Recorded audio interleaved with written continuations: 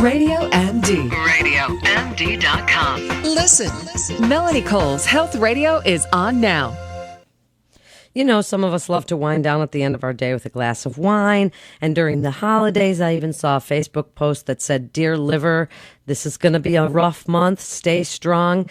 And of course, we laugh at that stuff, but it can get a little bit out of hand. So how do you kind of keep one drink, two drinks from becoming 5 or 6 or more? Because it can really become a problem, and people get a little bit ridiculous at this time of the year. My guest today is Dr. Indra Sadambi. She's recognized as a leading expert and pioneer in the field of addiction medicine. Welcome to the show, Dr. Sadambi. So what do we look for before we know that we're going a little bit too far, going overboard?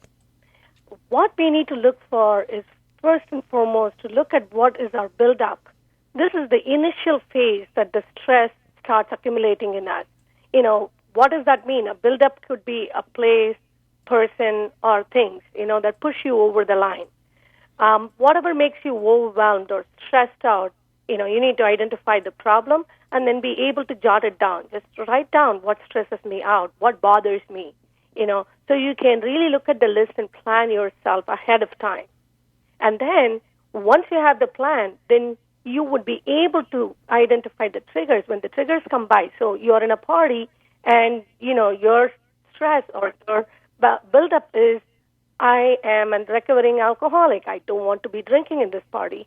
But then when the trigger is there, you did nothing. You didn't rehearse yourself by saying firm no. So here, when somebody offers you a drink, you don't know how to say no, and you're like not very confident, and that is the trigger, and then you fall into the thing. You cross the line and you have a relapse, and you feel so guilty about it. So it's good for us to, first of all, watch out for the build-up, identify the triggers, plan ahead, that's most important, and then speak up.